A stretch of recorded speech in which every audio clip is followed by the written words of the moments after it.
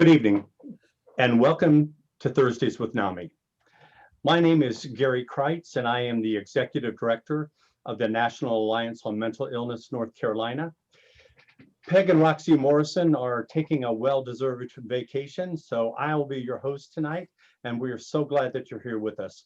Thursdays with NAMI is a way of our building community and building conversations around mental health. As usual, the first part of the show will be me talking about the topic of the day, which is religion and mental health, and then we'll have the questions for the panelists, and then about halfway through we'll switch over and you will be able to ask questions as well. First of all, a word from our sponsors. Pull up the official PEG logo, and if you can't see it, I apologize. Funding for Thursdays with NAMI is provided in part by the North Carolina Division of Mental Health, Developmental Disabilities, and Substance Abuse Services through the Federal Community Mental Health Services Block Grant Fund. We appreciate their guidance and their support. I'll bring you back now. Okay, tonight we're going to be talking about what I think is an extraordinarily important topic, the relationship between mental health and religion. Recent studies show that still a huge majority of the people in the United States believe in God or believe in a higher power. And about 2/3 of the people in the country are affiliated in one way or another with some faith tradition. There are many others that claim to be spiritual but may not follow an organized religion. So the question that I've been grappling with for a long time is religion, is faith, is a faith community, is it an asset to our getting help in mental health, or is it actually a liability in mental health? And to help me think through this topic, we have just an amazing panel tonight from 3 different religious traditions. Azlina Azhar is a founding member of the Islamic Association of Raleigh's health team, the Islamic Association of Raleigh. She is pursuing a master's in social work from UNC Chapel Hill and doing her practicum at Interact as a crisis counselor. She has a graduate certificate in Islamic chaplaincy from Hartford Seminary and did her CPE at Duke Hospital, where she continues to serve as the Pastoral Service Advisory Committee. She has also been a chaplain intern for Duke Religious Life. Sarah Cohn is the campus director of Hillel at North Carolina State University. She has a master's in social work from Columbia University and a master's in Jewish education and nonprofit management from the Spertus Institute for Jewish Learning and Leadership.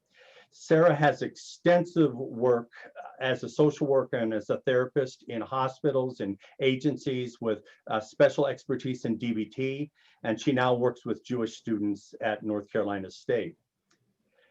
Sunny Kelly, a motivational speaker, a performer, a teacher, recently with a PhD in communications and performance studies from UNC Chapel Hill. Congratulations, Sunny. He is also a retired United States Air Force officer. He's had a varied career in the private and the nonprofit sectors, in academia, and in the church. If you have not seen his one-person performance called The Talk, you have truly missed something. It is probably one of the most moving things that I've witnessed in the past 10 years. So if you have not seen it, sell your bed, do something that you need to do to go out and see it. Welcome to you all. It's good to have you all.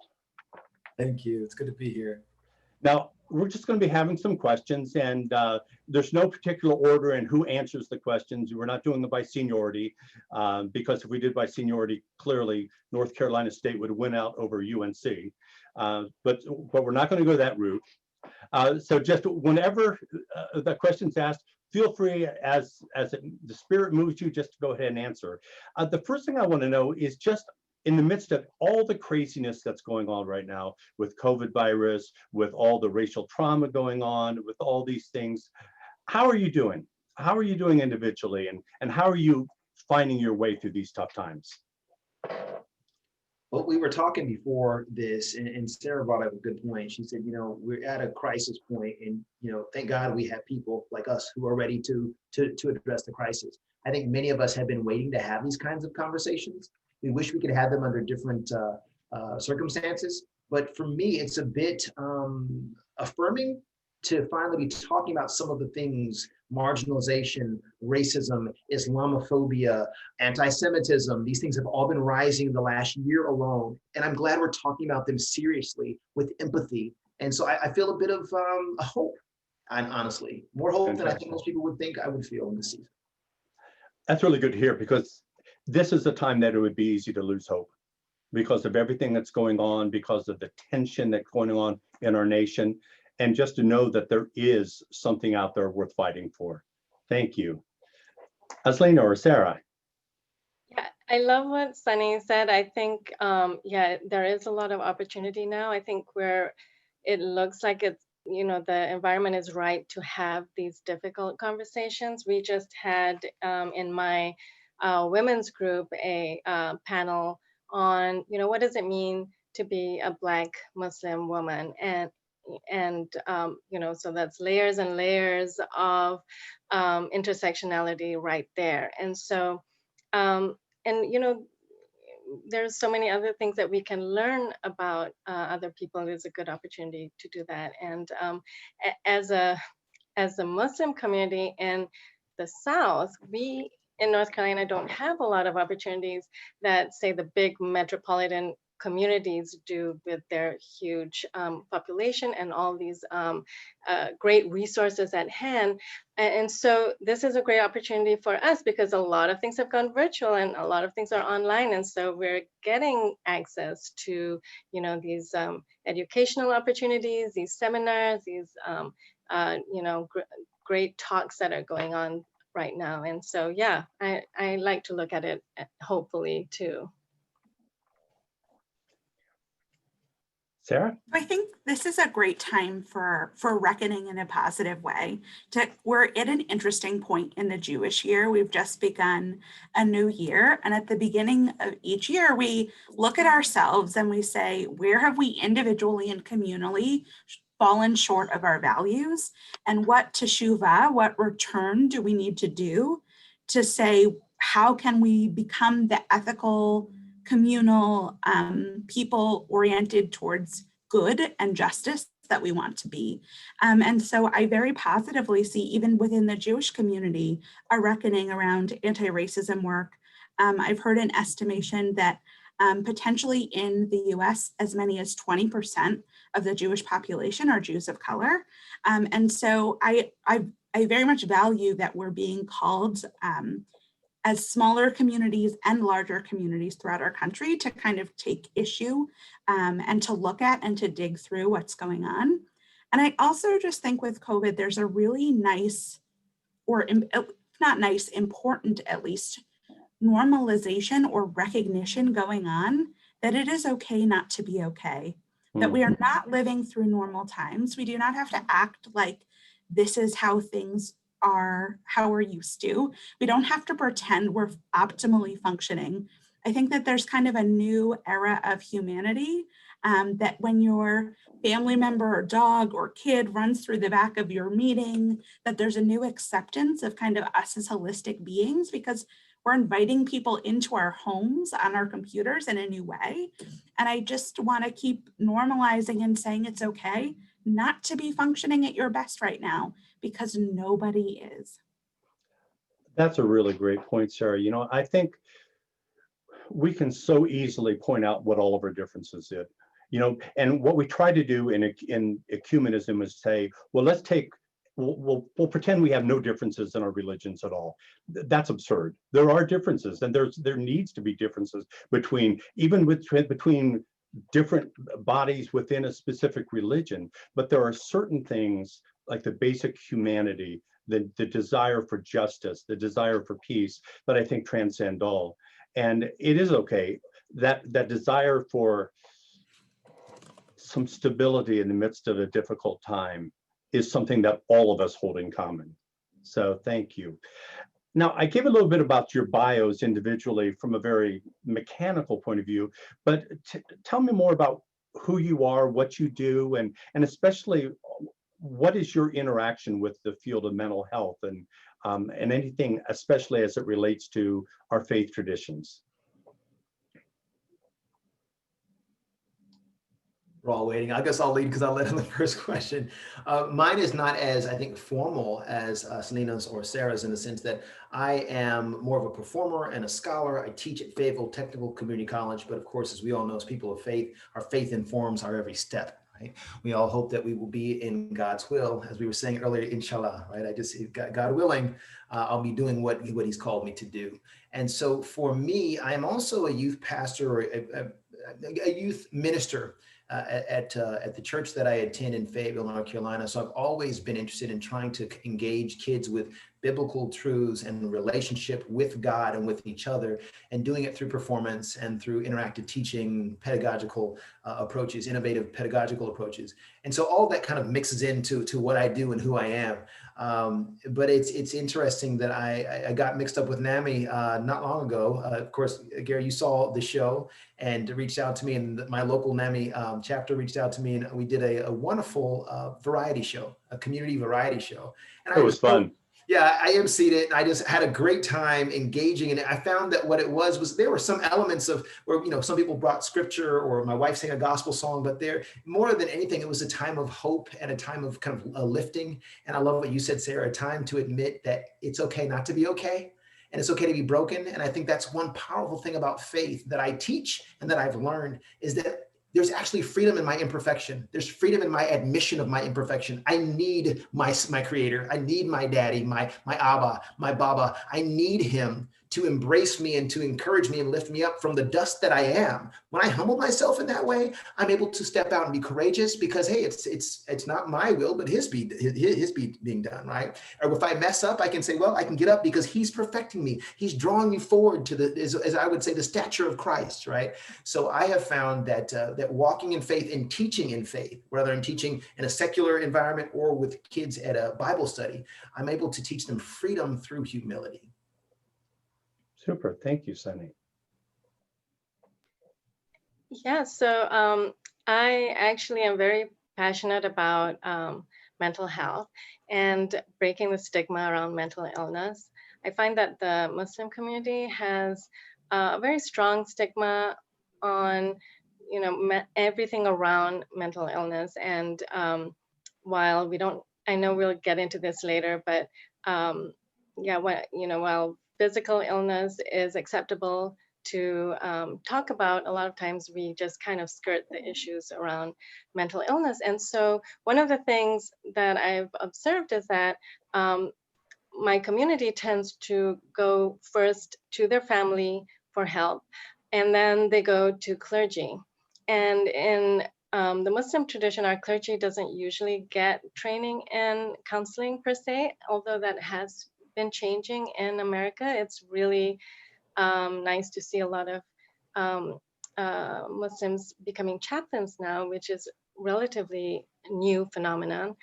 And so that's something that I'm 100% behind. And I'm very fortunate to say that in the Triangle, the clergy in the Raleigh Mosque, for example, has been very supportive of that. And so realizing that they created a team of mental health professionals to kind of give them that support, so that when people do come and with a mental illness, with anxiety, depression, that they can say, hey, thanks for coming. We have someone who would be awesome to be able to talk about these issues that you're going through. And while we'll support you spiritually, they'll be able to support you emotionally and psychologically. And so, yeah, I mean, that's something that is really new in the Muslim community. So, and I'd be happy to kind of learn what is going on in our other faith communities that is working. Thank you, Asina. So I am a native New Yorker, so this North Carolina thing is new to me. I'm very happy to be here. But there's a really long-standing tradition in this country of Jewish social service and mental health care. And actually, through my work, I've worked with some of the bigger New York institutions. So I won't give too much history, but before the New Deal and before there was a centralization of social services in this country, there were different communities that were serving their own. And out of that was often faith traditions serving people in their community. So there's a lot of different Christian and other religions and Jewish societies that grew up around the turn of the last century to support community members. And so I've worked with an organization called the Jewish Board of Family and Children Services, which is not unique amongst the, but it's a very large social service agency. And so actually, even as a lot of the work I've done as a therapist has come out of these like long-standing Jewish institutions. I have to make the caveat that Judaism is not a monolith at all. There are much more traditional observances of Judaism. There are much more liberal and reformed and kind of American observances of Judaism. And so I will not claim to speak for anyone in particular. But I think that the majority of Jews in this country do not ascribe to an Orthodox Jewish belief. And thankfully, like, Freud was Jewish. So as long as therapy has been around, Jews have been doing it. So I kind of appreciate that about our tradition, that there is a certain New York like shtick and a New York neurosis, but that is combined with, thankfully, with some very good communal support and care. That's really gutsy there, Sarah. You claim New York and Freud both. That's really wonderful. It's so true. So true. That's wonderful. Thank you. The various communities that you represent, whether it be a mosque, whether it be the church, or specifically, Sarah, also you with the community at the state, what kind of stressors are you sensing in your communities with everything that's going on right now? So in some ways, the college is just a microcosm of what's happening. Sometimes what's coming up in college is a more severe example of what's going on in the world. But I think we've seen in the last decade or so that students are more stressed than ever. The cost of going to school is rising, the availability of, especially with COVID, the availability of jobs and the ability to pay back exorbitant student loans, even at a state school where in-state tuition is much more reasonable, is very much on their minds. We're talking about racial tensions and trauma that exist. We have unfortunately seen quite a significant rise in anti-Semitism, including the domestic terrorism in Pittsburgh that occurred my first year here. Oh, wow. And I think it really showed a loss of innocence in my students and in the community. There was a sense that potentially it was dangerous to be Jewish. And a lot of my students actually are not out on campus necessarily as Jews. Which is another interesting thing, I think, as for me, it's from a place like New York, where Judaism is so overt, to have it be a little bit more covert. I think there was a sense of like a need for safety, but never a sense, or less a sense, that we could be harmed in our physical spaces. So that's kind of interesting to me. I don't think there's anything happening at college that is so different, but I think we see an amplification of some of those concerns of the world. Support for Black Lives Matter, a support for other justice movements, but also some of the fear is amplified. Thank you. Ms. Lena, Sunny, the stressors that you see in your faith communities. Yeah, I'd like to kind of also reiterate what Sarah said about racism, and definitely the last few years have been, just absolutely very devastating and trying for the Muslim community in US. And so just with the pandemic, it's been a lot worse. I don't have to mention it, but I will, the Muslim ban, and also, just locally, the Chapel Hill shootings that happened a few years ago. And as we all know, whenever, there's a tragedy, something, it hits the minority populations even harder. And so, with the health disparities right now with the pandemic, and then the racial trauma on top of that, it can be very trying, yes. And I know around the election time, it just gets really very stressful. And so just, I think, I can feel the tension in my own home, and I'm not even going out that much. And so, yeah, I think we just have to be very mindful of that. And also, I just wanted to point out that, there's a really large refugee population in North Carolina. And so also understanding, what kind of challenges that they have as a population, on top of the language and not having the social supports that you would normally have with family and friends. And they have different, lots of challenges that are one on top of the other that they have to face during this time, especially, with a lot of the unemployment going on with low paying jobs. And so it's hitting the refugee population pretty hard. Thank you, Athena. I would say in my local community, Christian community especially, there's certainly a crisis of identity. When you think about it, oftentimes the source of the anti-Semitism, of the Islamophobia, of the racism that we see in the world claims the cross.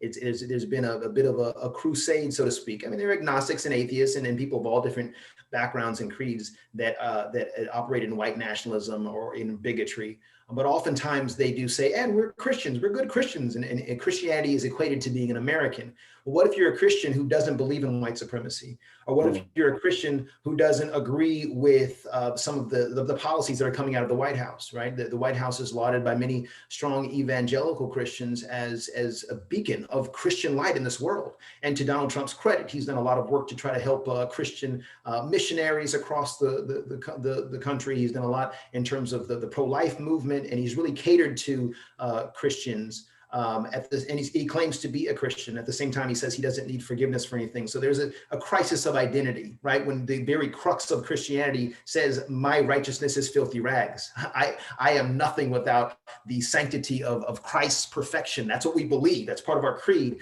But we have a president who operates in pride. And this is not to talk him down. This is just to kind of quote what he says. I mean, he says that he's the best since Lincoln. He's done everything right. He wouldn't change anything. He uses the term perfect in reference to himself a lot. And that's just not typical Christian language. We oftentimes, if you look at the most ascetic traditions of Christianity, there's a lot of self-flagellation, and a lot of guilt. That we've got that from our Jewish brothers. Thank you all for giving us the guilt. But this sense of, I'm just not as good as God. I've got to continually work toward that. But we have a president now, and we have a large movement behind the president that oftentimes makes forays into self-righteousness, into nationalism in ways that are dangerous and tend to breed or create spaces for hatred to rise. I'm not saying he's hateful or that he is the source of it, but I'm saying that there's a tendency toward that. It's not a coincidence that many white nationalists, many neo-Nazis, many hate groups support vehemently our president and support many of the nationalist movements that are rising up as his base.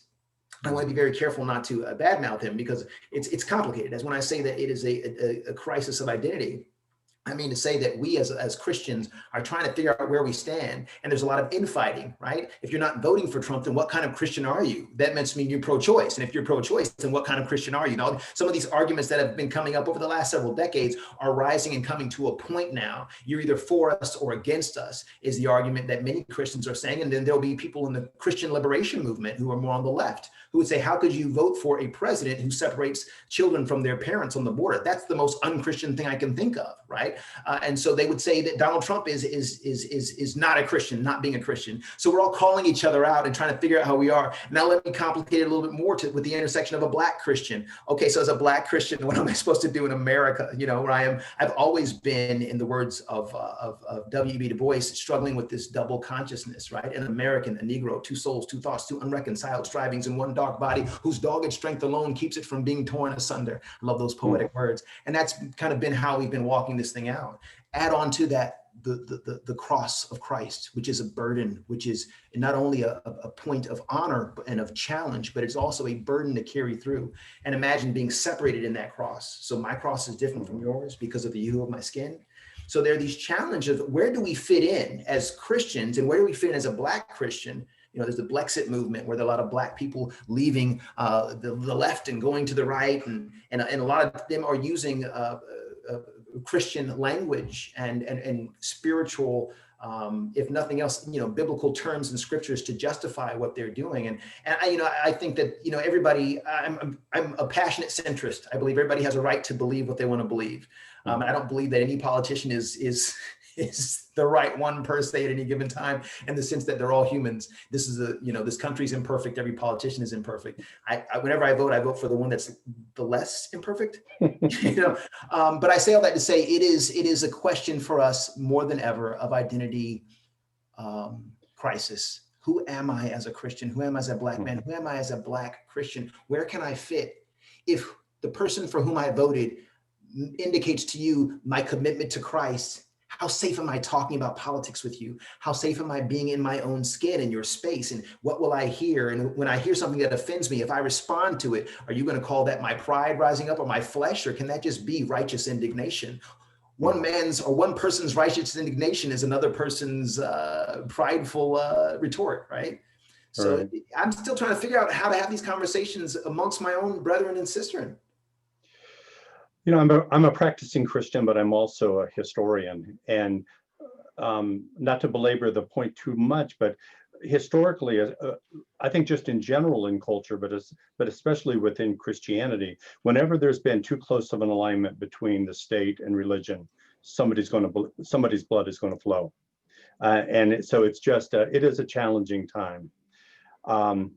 Let's get specifically into mental health though.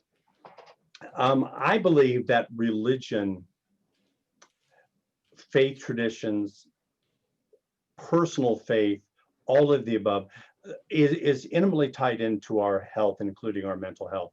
But what I've come to believe over the years is that in some ways it can be a tremendous asset when you're struggling with mental health issues, but it can also be a real liability to someone getting help. And I'd like to nuance that a little bit if we could. So let's start with the more positive one.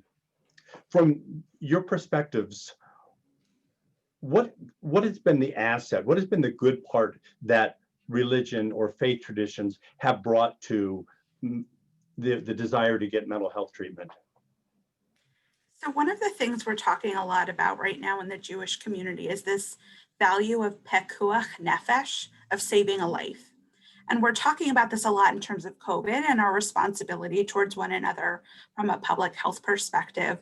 But I think it's just as valuable to acknowledge from a mental health perspective to say, in Judaism, life comes before all else. And so in Jewish tradition, there's a lot of focus on the here and now, as opposed to an afterlife. There's a variety of different beliefs in a range of different ideas, but no commonly accepted Jewish belief about what happens after you die. And part of that is this idea that we are encouraged to live ethically now.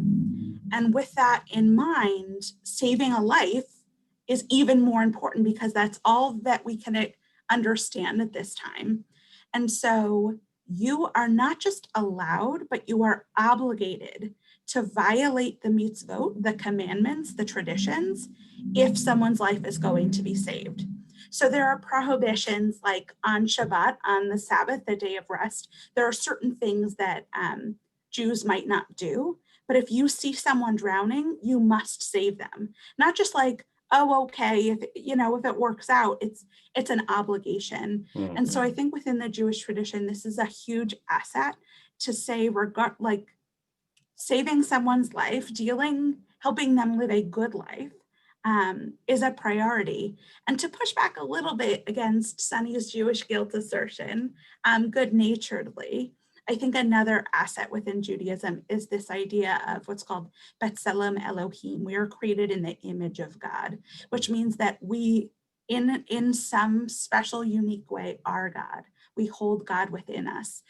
Some Jewish traditions believe that God is actually in everything, in nature, in stones, and animals. But if we are created in the image of God, we must protect ourselves and care for ourselves like we would for God, which means that we must treat our bodies and our brains and our well-being with reverence and care and attention, because that is, by doing that for ourselves, we are actually showing respect for our Creator.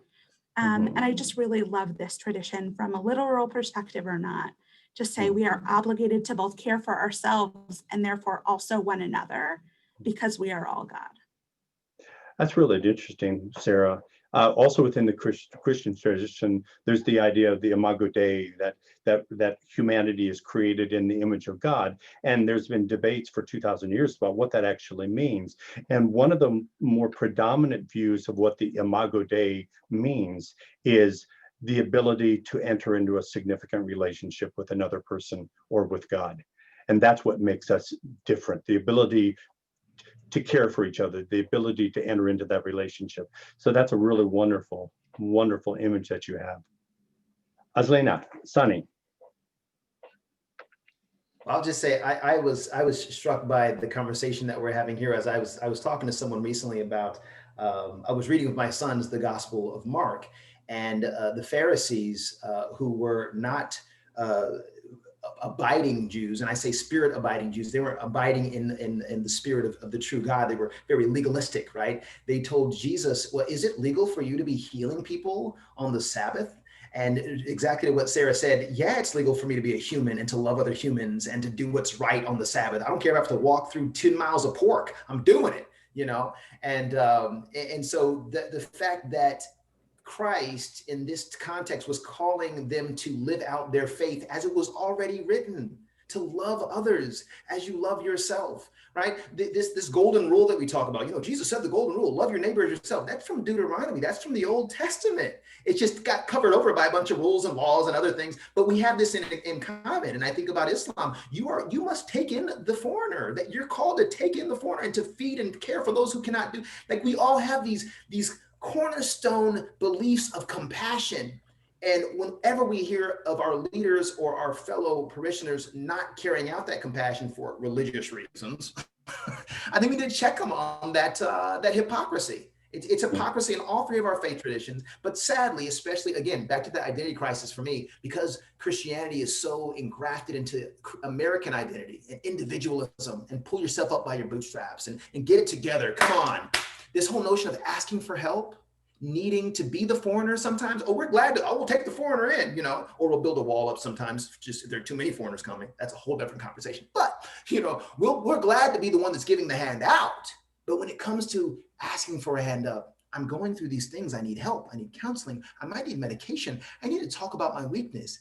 It is so rare that we allow each other, and I'm talking about Christians here, to share our weaknesses without saying, well, bless your heart, I'll pray about it. You should pray about it. God will take it. Well, what about the fact that I need you to hold me for a second, to hold this space for a minute, to let me be weak, to let me ask for help, and honor that call, that which we're all called to do, you know, iron sharpening iron. So yeah, I think in the Christian community especially, I'm really concerned about this sense of needing to be strong and wanting to serve the foreigner, wanting to serve in those who are in need, but hesitating to be that foreigner or to be that one in need, because you don't want to be the liability. You know, it's against the Christian work ethic, right? The Protestant ethic of Max Weber. So that it's, again, you're constantly kind of challenged with this weight of the cross. It's heavy, but if I admit to anybody that it's heavy, then I might be considered weak or weak in my faith, right? Hold on to that thought. We're going to come back to that. That's really important. Azlina. Yeah, so there's an Islamic tradition, a saying by the Prophet Muhammad, peace be upon him, that says that he said, "Oh people, be treated, for there is no disease that God has created, except that he has also created its treatment. And there is no cure, only for one illness." And he was asked, what illness is that? And he said, old age. So most Muslims actually believe in medicine and healing and also science. So you would find you know, this is a huge generalization, of course, because there are like 1.3 billion Muslims in the world. But you will find that many Muslims do believe in seeking out medicine and healing.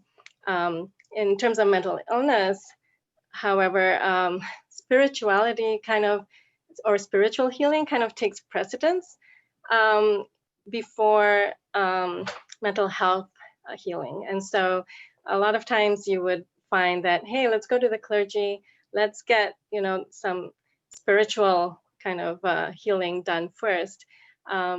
Because, you know, there's this kind of a stigma that, hey, this is an outward thing, you know, it can't be something inwardly. We have to see if maybe, you know, it's a devil, or it's, you know, and we've been kind of infiltrated by some spirits.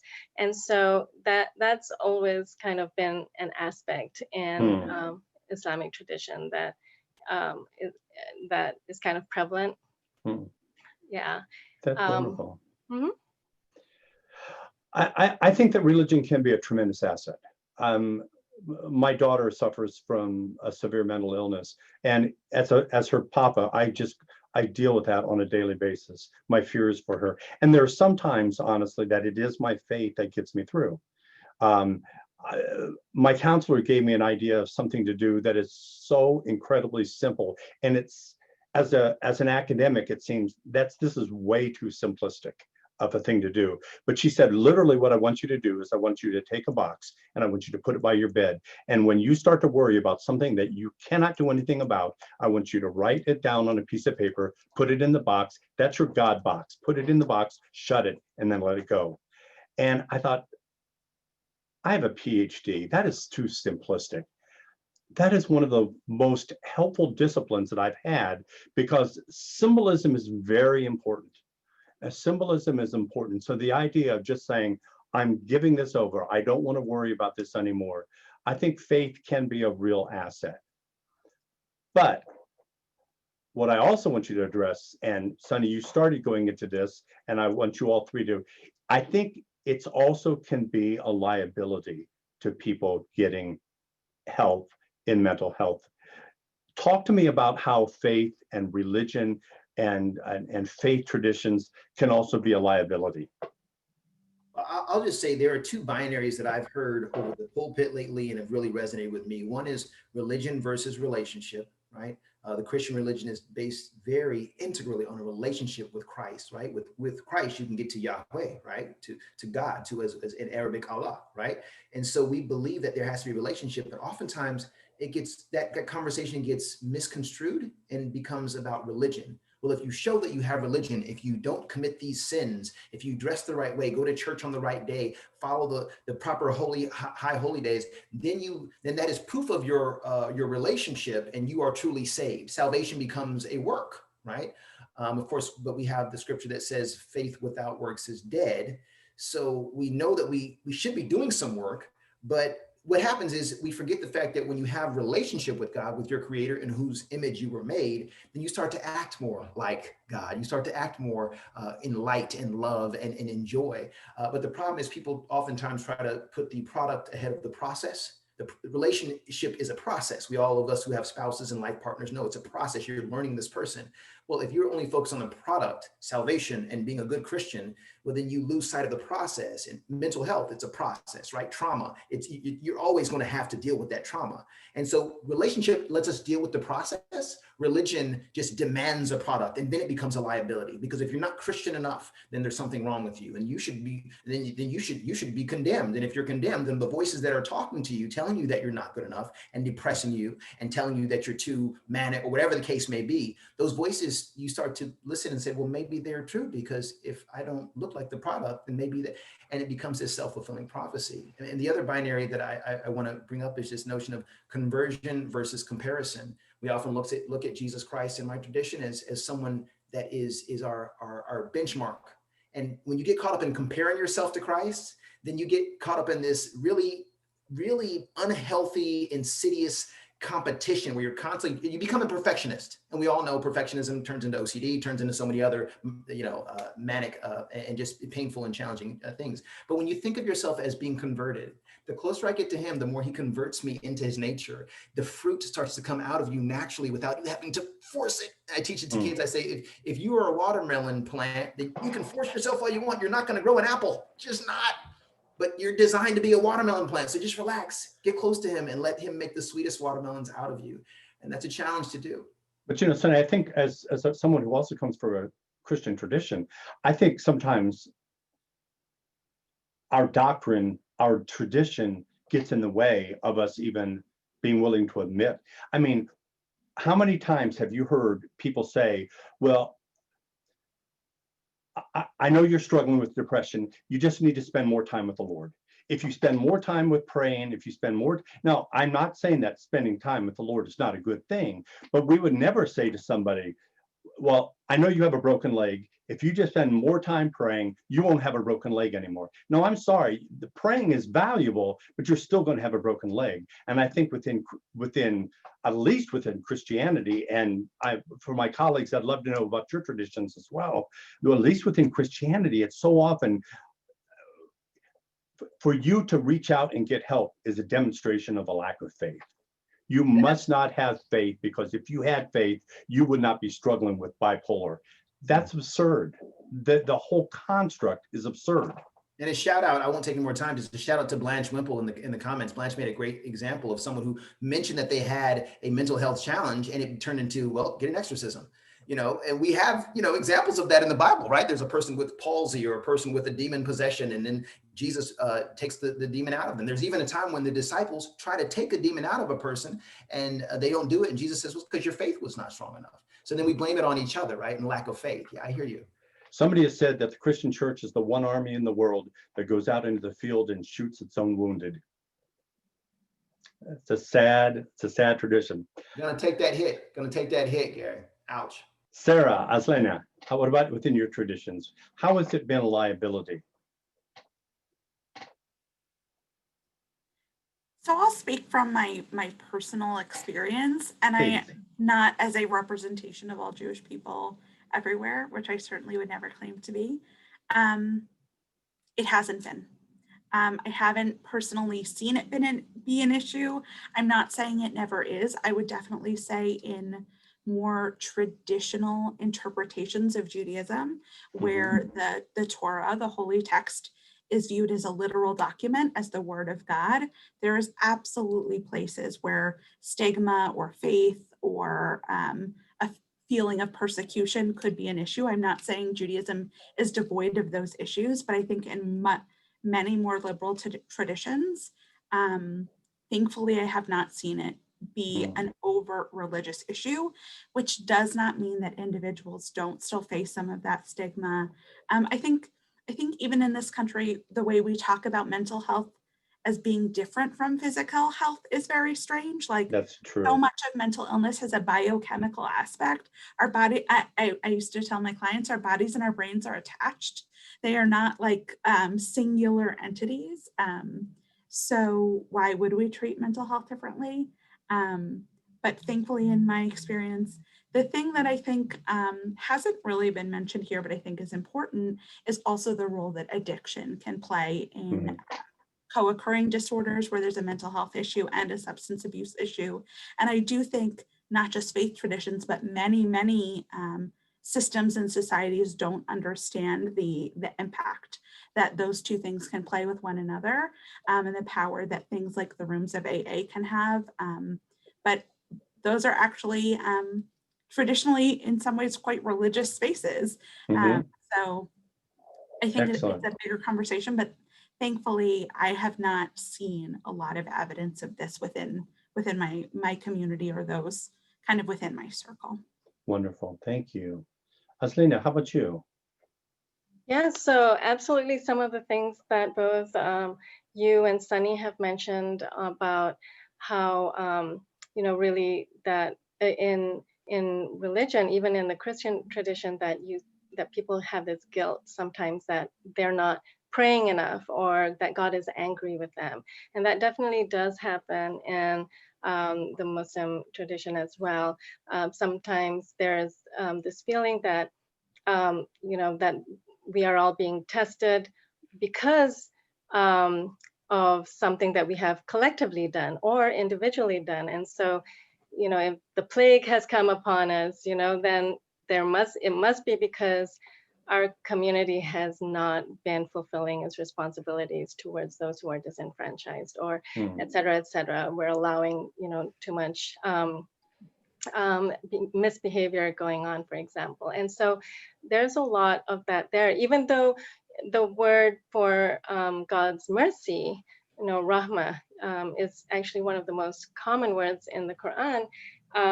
Still, you know, there's a lot of people who come and ask for help, feeling that, you know, that they are being tested because of their, say, lack of religiosity, their, you know, their lack of faith, or their doubt, like they're doubting themselves. And so that's definitely something that you see a lot of.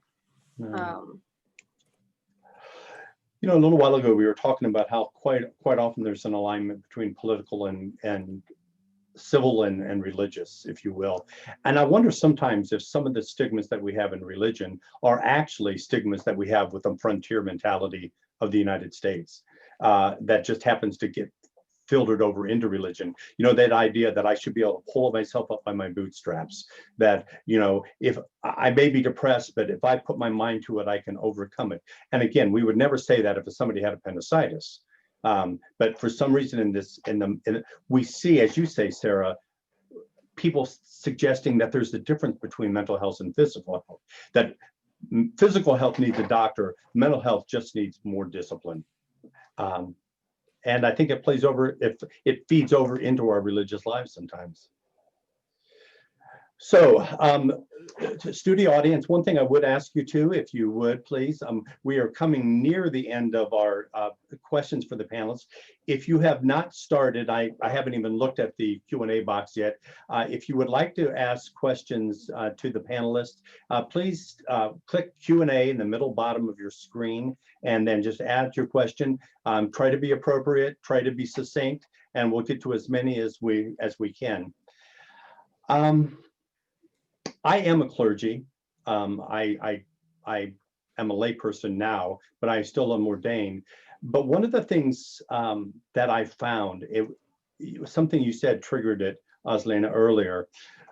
Most pastors, and I would bet probably in other religious traditions as well, come out of seminary with one class in pastoral counseling, which is just enough to make someone very dangerous.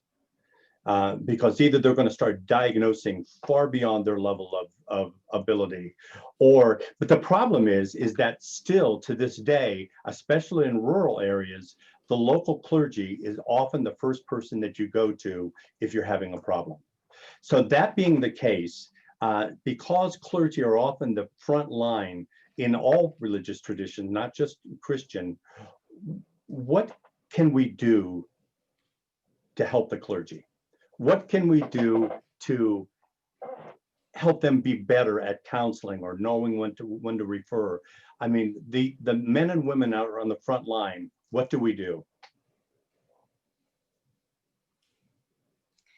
So I know that Sarah's probably been a social worker longer than I have, so she could probably speak to this better. But I have the strong feelings about clergy, like you said, like they're on the front lines. So it's actually, they actually have a very, very important role in identifying mental illness. And like in the Muslim community, like I mentioned, people feel more comfortable about going to clergy first. They don't really, you know, they're not going to say, oh, you know, I think my son is depressed. I'm going to go look up, you know, my directory of healthcare resources and look for a therapist. They're probably going to ask their family and then ask their clergy. And so it's so important for our clergy to have some training. And there's a lot of this mental health first aid trainings that's going on. Nowadays, it's a big movement. And I really think that's a great resource, because you're actually, it's not you're not committing to like taking a 1-year course, or you have to take this huge certificate or a degree, and it's just a certain number of hours, and then you get a little bit of introduction to what really is mental illness, and how can you tell when someone's just sad, or someone's just going through a normal process of grief, and when is it clinical? Mhm. When do we get really worried about them? And so you don't have to be able to diagnose anything, but just be able to watch the warning signs. And so one thing I would mention is and my family is not immune from mental illness too, and so I as a mother, I've seen it as well, and I know that when it starts affecting your normal behavior, or your ability to enjoy things that you usually enjoy, even if it's the foods that you usually enjoy, or the activities that you usually enjoy. So there's some things that you can look out for. And yeah, and definitely I think that clergy should also be able to screen for suicidality. That should be something that they normally do as a process. Like, have you had these thoughts, or of harming yourself or harming other people? And I think that's really, really important. They're just really small things that they could incorporate that would make a huge, huge difference in someone's life. Wonderful, thank you. Rosalina, I really appreciate what you're saying. I think clergy, I'm not a member of clergy. I can't speak to what the training is as a social worker. I've both worked in the mental health field and also with chaplains and clergy. And I think they can be such a benefit in adjunctive treatment. I worked for several years as a hospice and palliative care social worker, and having chaplain support can be so beneficial for individuals on hospice or their families. So I would never speak down to it in any way. I think clergy can be beneficial when it comes to identity development, when it comes to life cycle events, when it comes to grief and grieving, which I think we don't do a great job of normalizing in this culture as a whole. I think Jewish tradition has a lot of like beautiful ritual around grieving and really offers some guidance.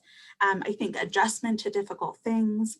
But when it goes beyond that to things like trauma, some sort of biochemical issue, a severe life cycle event like an assault or a rape, like those are really good times to bring in mental health professionals.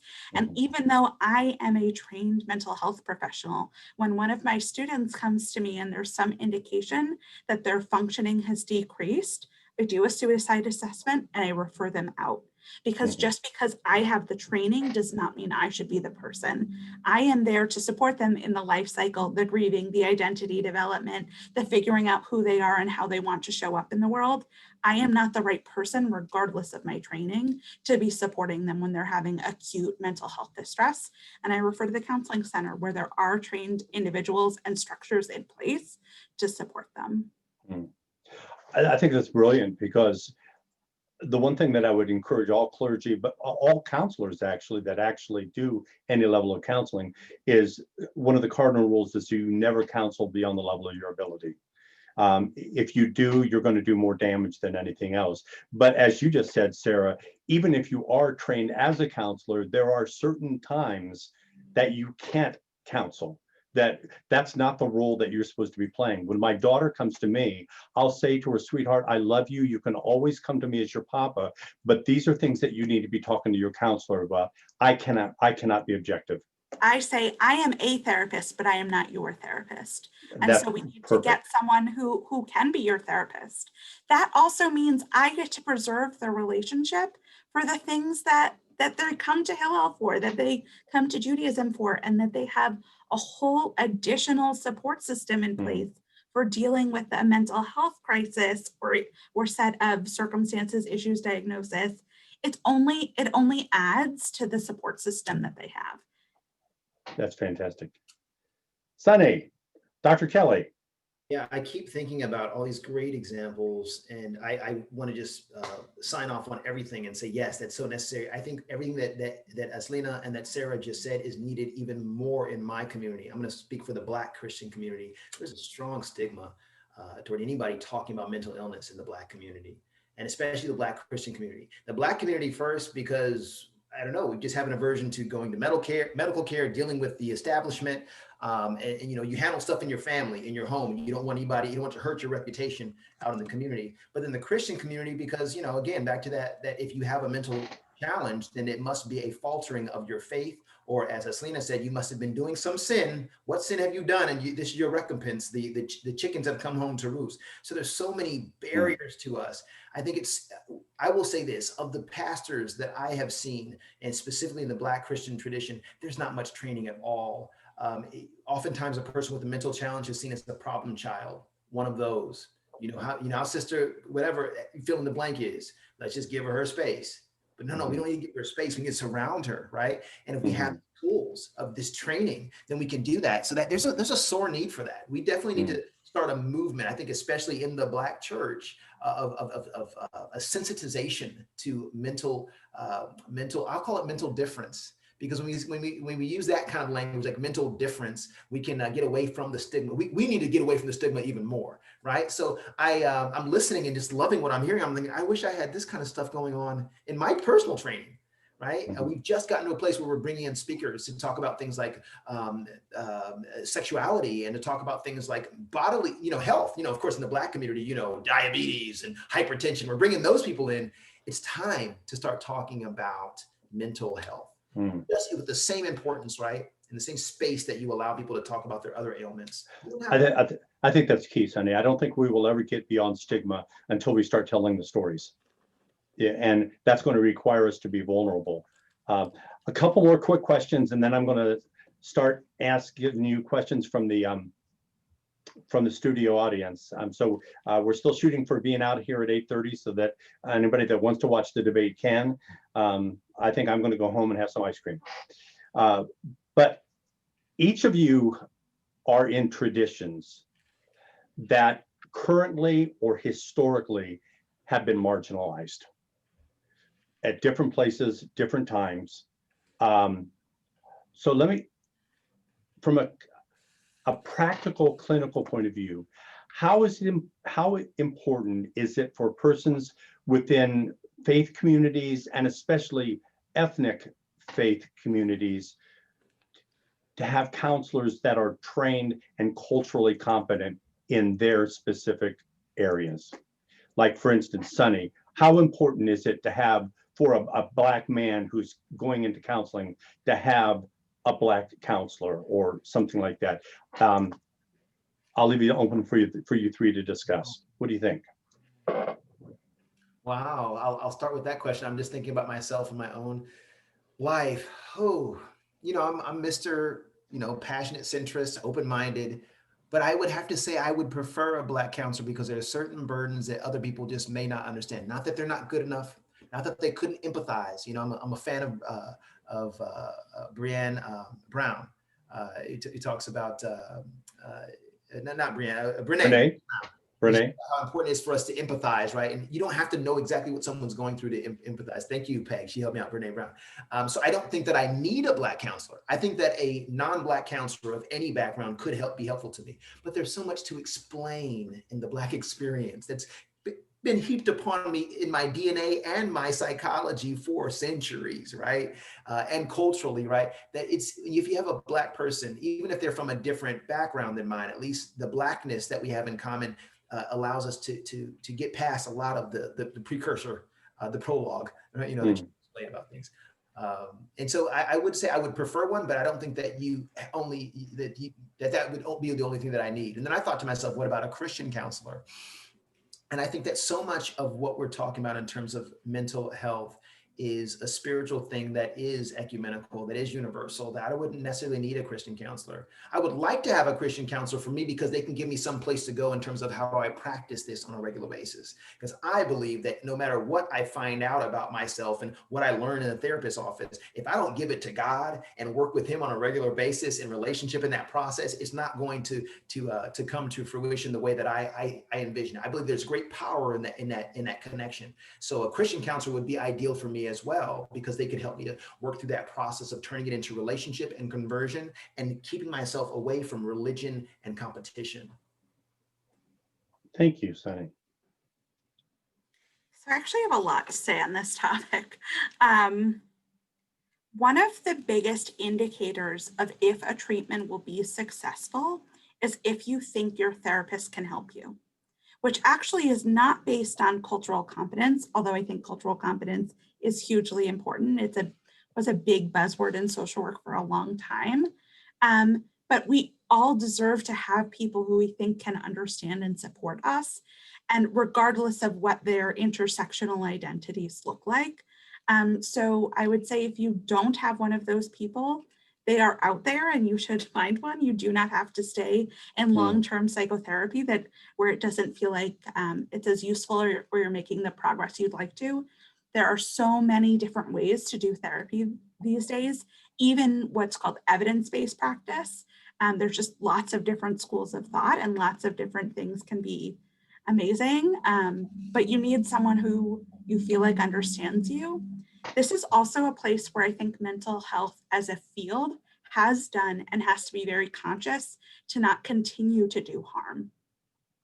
Because if you see a therapist, and I think social work is a great example of this done well. Social work doesn't just say what's going on with this individual. It looks at what's going on in society, what's going on in the multiple systems in which this person is interacting. I think social work is inherently intersectional. So they can say, let's look at race, let's look at religious identity, let's look at ethnic status, let's look at community functioning, let's look at socioeconomic abilities. Like, let's look at how all of these things, because what inadvertently can become very toxic is if we say you are not functioning as an individual, as opposed to society is not functioning in a way that supports you. So if we inadvertently stigmatize someone who's dealing with microaggressions of racism on a daily basis and fail to see them in the systems that they're interacting, mental health and psychiatry and psychology can do a lot of harm. So I think it's cultural competence in this respect is very important. I think an intersectional understanding of someone's multiple identities is even more important in our society as we become very nuanced people. And I think the role of intergenerational trauma, the wounds that even we can't see that we are carrying with us, either from a genetic perspective or a societal one, Jews might feel implications from the Holocaust, regardless of if their family lived through it. And Black Americans might feel implications from slavery, regardless of their family was here and were enslaved. So I think that we're learning more and more about intergenerational trauma, and we need people trained to do that kind of work. I love it. Thank you, Sarah.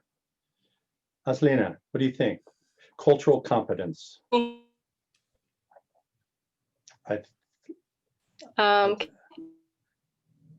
I can hear you. You're frozen, but I can hear you.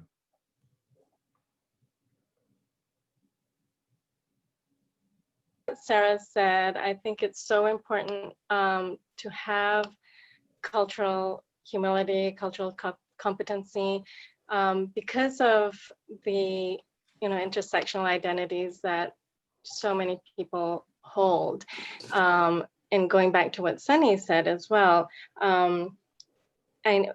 however, I know that it's not always possible. So I'm saying this as a founding member of the health team at the mosque, where we offer pro bono referral services to mental health practitioners. And, a lot of people come to us saying, hey, I really want, my my child to see a Muslim therapist, because I don't think a non-Muslim will be able to understand what she's going through, and they're just going to give her the wrong, advice.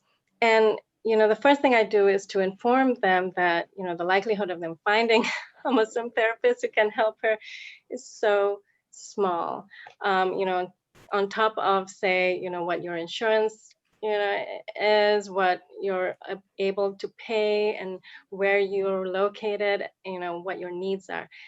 And so with that reality in mind, I definitely would look for a therapist who is culturally competent, and that would be, someone who has been referred by another Muslim, or say someone who has gone through some kind of training.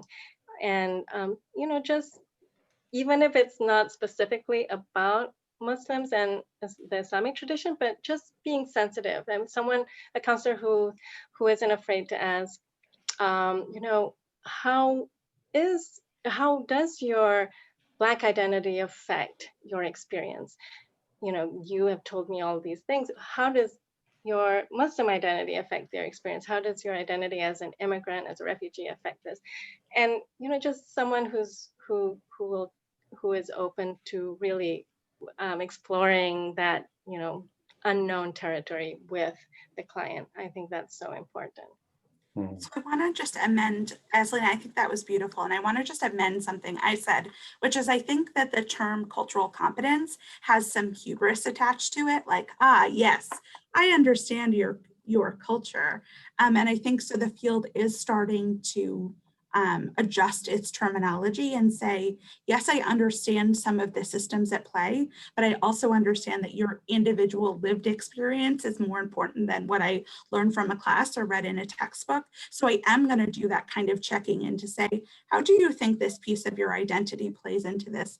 As opposed to assuming like, yes, because I know that there's an institutional history of African-American people experiencing this, I therefore know your experience. So I think they're starting to adjust the language on what is cultural competence.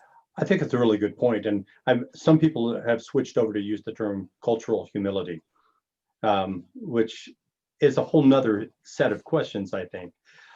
We need to switch over to the questions from the studio audience, and we have enough of them that I don't think we're probably going to get through all of them.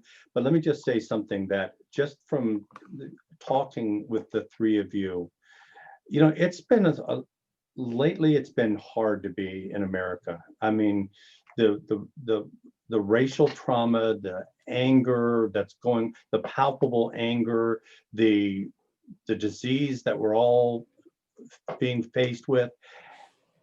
When I talk with the three of you, and we're from different backgrounds, different regions of the country, different schools of thought, it gives me hope. It gives me hope. If the four of us can sit here and have a conversation on something that is so volatile as faith, it gives me hope for this culture. Maybe if we started listening to each other and really listening to each other, maybe we're ready to turn the corner. Okay, we'll get to as many questions as we can. We're probably not going to get to all of them. This is an interesting one, and it's more of a clinical question, but I think an important one. During mental health episodes, many people have religious experiences.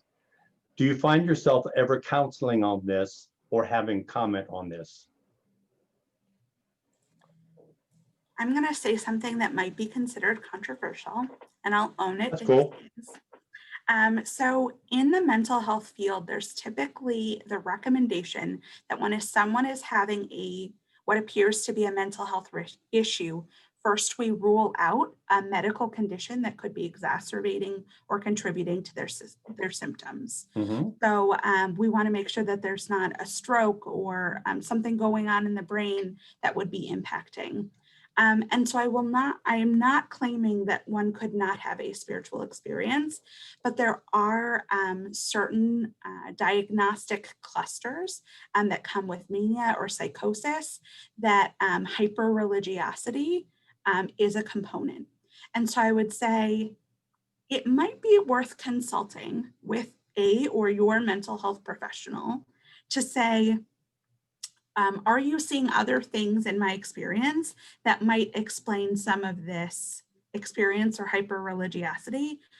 If you are comfortable with that and you have a person with whom you can do that, because I would hate for your mania to go unrecognized because it is being viewed solely as a spiritual experience. I don't mean to speak poorly of anyone's spiritual faith or anything like that. I'm not saying you are not having a meaningful God-guided interaction. I just would like, first I would rule out if there is something happening biochemically or as it relates to your diagnosis before going full-fledged into that realm.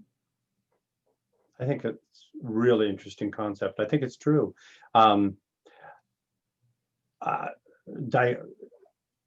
Obsessive behavior is obsessive behavior, and it comes out in different ways. It can come out in one way, but it can also come out in hyper-religiosity.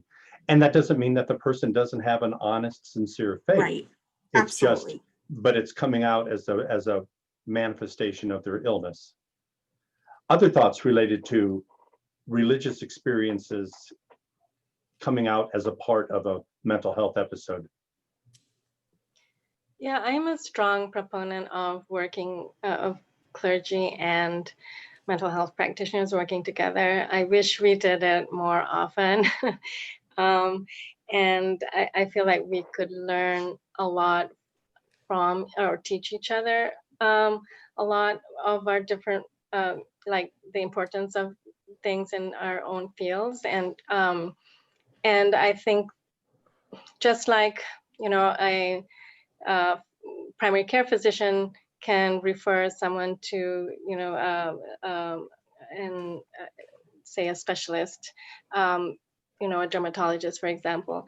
I wish that it was that easy to do that between clergy and, say, a psychiatrist or a therapist. And I feel that there's a lot that could benefit from us because, it could be a little bit of both, right? It could be a little bit of some kind of psychosis. It could be a little bit of the religious component that's factoring into it, and you see that a lot. It kind of plays on both, right? And so, yeah, I'd like to see a lot more of that being done. Okay, great. Okay, this is a controversial one, but I think it's a really important one. The LGBTQ community experiences a high rate of mental illness and of suicide. It's the person acknowledged it's $1 million question, but any insights and thoughts on how to address faith and homosexuality? I think the Pope has addressed it in a way that was very progressive recently. And that's an area where I think that we talked about cultural humility. That's where humility needs to be at the forefront. There are some things we just don't understand, and they transcend the texts, all three of our texts, the Torah, the Quran, the Bible.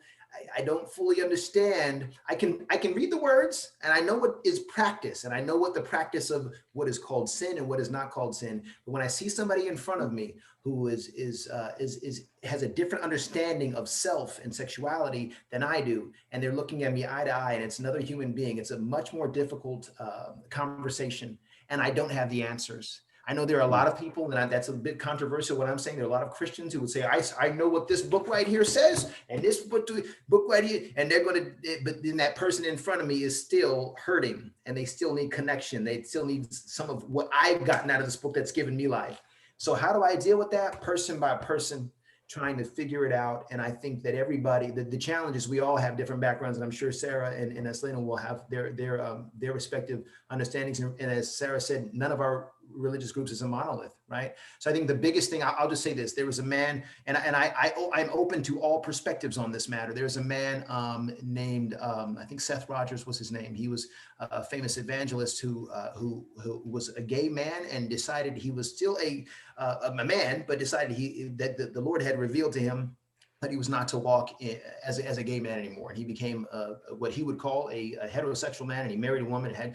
Long story short, what I take from his story, whether you lend it credence or not, is that he said as a gay man, when he came into a church group, the thing that made him turn to Christ was that he went to a group of men, and those men looked at him as effeminate as he was, as clearly different as he was, and they embraced him and they pulled him close. He said that was the first time that I could remember that a man had touched me and he didn't want to take advantage of me sexually or hurt me. And that's when my heart started to change. Now, should the conclusion of his heart changing be the change of his sexuality? I've seen the whole gambit. I don't even understand it, y'all. I'm trying to figure this thing out, but I do know that love must lead before any judgment, before any any change of one's lifestyle. I know there are different names and terms we use for these things. So that's what I hold on to. Not necessarily me being in charge of anyone's conversion or anyone's comfort in their own situation and identity, but me just embracing them and loving them with the love of Christ the best way I know how, each individual at a time, and admitting I don't have the full answer. I can't say that I understand that, but I will humbly yield to your experience and listen to you the best way I can, and hope we both get a revelation on this. So it is not discordant in any way with my faith that someone be anywhere they fall on the LGBTQA plus spectrum. And I think the most powerful thing that we can do to show up for our queer brothers and sisters is to be allies, to be supportive, to be kind, to let them know they are safe in our religious communities, that they are honored for who they are, that they have equal rights and representation to marriage, to access to becoming clergy. When we provide those supportive networks where we accept and love people as they are, the need to escape that reality goes down significantly. We show up as affirming. And to me, it's a very simple answer, a complicated one potentially to play out, but a very simple answer. And it's a very real problem. 1 out of 6 gay men in college will attempt suicide. That's huge. That is absolutely huge. And the numbers are even higher for trans individuals. And my question that for myself as a person of faith is, if I believe that I am loved exactly as I am, then I have to be willing to love exactly as someone is. That messes with my theology sometimes. So. Can I just say, Jesus messed with everybody's theology when he showed up on the earth. Yeah, that's true. When he gave the golden rule, love your neighbor as yourself, someone asked him, well, who's my neighbor? He said, let me tell you a story about the Samaritan. A Samaritan is one who was not even accepted in the Jewish tradition at the time, and was not one who would be considered a blasphemer or a heretic or if nothing else, just a heathen, a lost person, an unsaved person, right? He chose, for an example, to articulate the neighbor, the practice of being a neighbor, someone who was totally different from him spiritually, who would have been relegated in modern Christian terms to hell because he's not saved, right? If we wanted to apply that blueprint. So yeah, I think that in terms of shifting paradigms, that's what the big JC does. And I think that's what he challenges us to do. And you know what happened to him? It's gonna be tough. It's gonna be tough, this thing. We're hitting some really tough issues today. Here's one that's more of a softball, but it's a good one. It's a really good one. It comes from something Sarah had said about the distinction among the different kinds of help that faith communities can offer versus those things that are best offered in a counseling center. What are the best kinds of mental health support that a faith community can offer?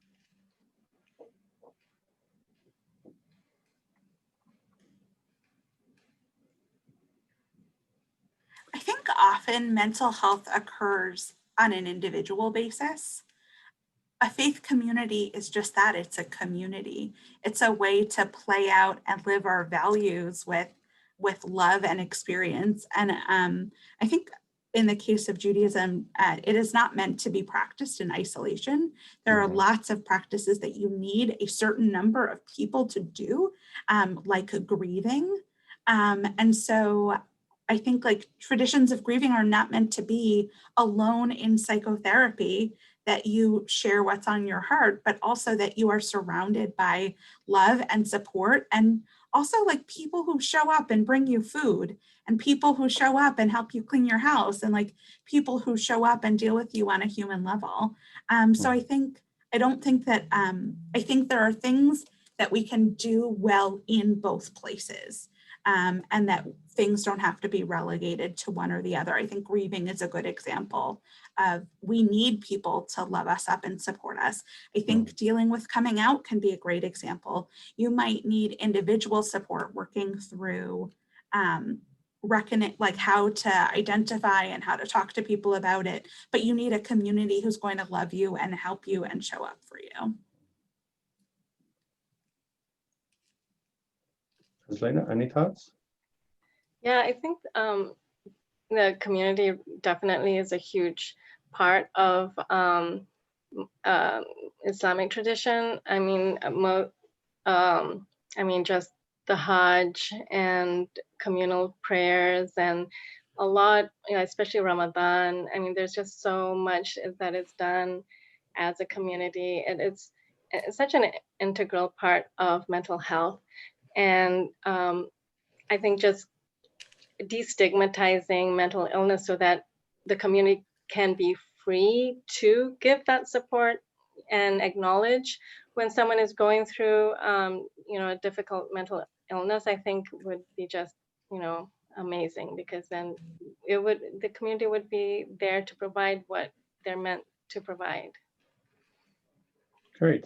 Any thoughts, Sunny? I'm trying to think about anything that could add to what Sarah and Aslina said. I would say specifically in my community, I think we need to start with having speakers coming in just to bring awareness, like someone who is a professional who can say, this is what bipolarity is. It's not craziness. It's going through this experience. This is what depression is, right? And giving the clinical perspective, I think would be necessary. Well, you have two therapists on the screen beside of you. You realize that. I love it, right? So yeah, you all will be coming out to Fayetteville. And Sunny, I'll take that one step further. I want to see not just the clinicians. I want to see, actual, people who experience it come over and say, hey, this is my reality. This is what I'm going through. And yet I can be a practicing Christian and Jew and, whatever your faith is, Muslim. And so I think we just need to kind of normalize those conversations, right? Normalize. That's the word I'm looking. Yes. That's exactly a great term.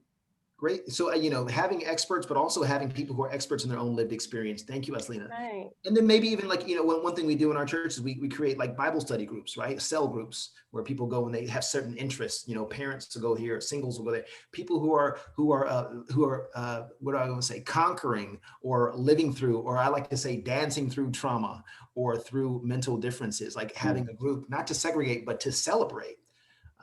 That might be something that would help us. That's fascinating. I think when I think of the community, I think the community is not only important in giving support and putting arms around and bringing love, but I think the other thing that can happen within the community related to mental health is that there can be a sense of community repentance for what we've done, repentance for the damage that we've caused, repentance for the acceptance that we did not show. There's something about having a communal moment of, I have wronged you and I'm sorry. That can be very healthy, very healthy. So, well, we do have some more questions, but we are pretty much out of time. This has been wonderful. It's been wonderful to talk to all of you as friends, and I love that we can talk about some really heavy things and not always agree, and yet still in the final analysis, we're committed to the mission.